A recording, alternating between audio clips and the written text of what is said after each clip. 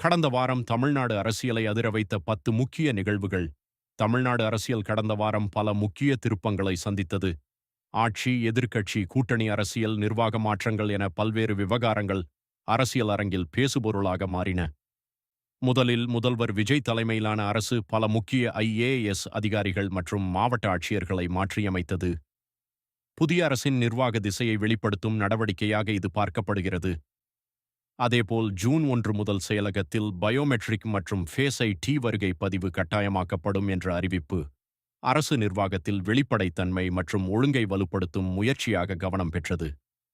திருச்செந்தூர் கோவிலில் VIP தரிசன முறைகேடு விவகாரம் கடந்த வாரத்தின் மிகப்பெரிய அதிர்ச்சி செய்தியாக அமைந்தது.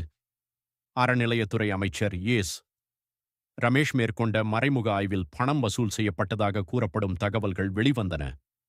இதற்கிடையில் மேகேதாட்டு அணை விவகாரம் மீண்டும் தமிழக அரசியலில் சூடுபிடித்தது. தமிழகத்தின் நீர்வள உரிமையை பாதுகாக்க அனைத்து கட்சி கூட்டம் நடத்த வேண்டும் என்ற கோரிக்கைகள் வலுத்தன. திமுக மற்றும் ஆளுநர் இடையேயான கருத்து மோதலும் முக்கிய விவாதமாக மாறியது. திருவள்ளுவரின் உருவப்படம் தொடர்பான சர்ச்சை தமிழ் அடையாள அரசியலை மீண்டும் முன்னிறுத்தியது. அதிமுகவில் தொடரும் உள்கட்சி அழுத்தங்கள் மற்றும் சில முக்கிய நிர்வாகிகள் தேவேக நோக்கி நகரக்கூடும் என்ற அரசியல் பேச்சுகளும் கடந்த வாரம் பரபரப்பை ஏற்படுத்தின. தேவேக தலைமையிலான கூட்டணியின் எதிர்கால அரசியல் கணக்குகள், கூட்டணி கட்சிகளின் பங்கு மற்றும் அதிகார சமநிலை குறித்த விவாதங்களும் தொடர்ந்தன. விவசாயிகளுக்காக கன்னியாகுமரி மாவட்டத்தில் 850 கியூசெக் தண்ணீர் திறக்கப்பட்டதற்கு விவசாய அமைப்புகள் வரவேற்பு தெரிவித்தன. சட்டவிரோத மணல் மற்றும் குவாரி நடவடிக்கைகளுக்கு எதிராக அரசு நடவடிக்கைகளை தீவிரப்படுத்தியதாக வெளியான தகவல்களும் நிர்வாக ரீதியாக முக்கியத்துவம் பெற்றன.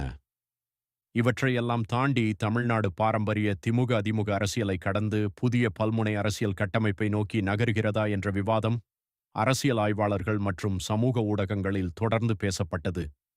மொத்தத்தில் கடந்த வாரம் தமிழ்நாடு அரசியல் நிர்வாக மாற்றங்கள், கூட்டணி கணக்குகள், கோவில் நிர்வாக வெளிப்படைத்தன்மை, நீர்வள அரசியல் மற்றும் புதிய அரசியல் யுகம் குறித்த விவாதங்களால் நிரம்பிய வாரமாக அமைந்தது.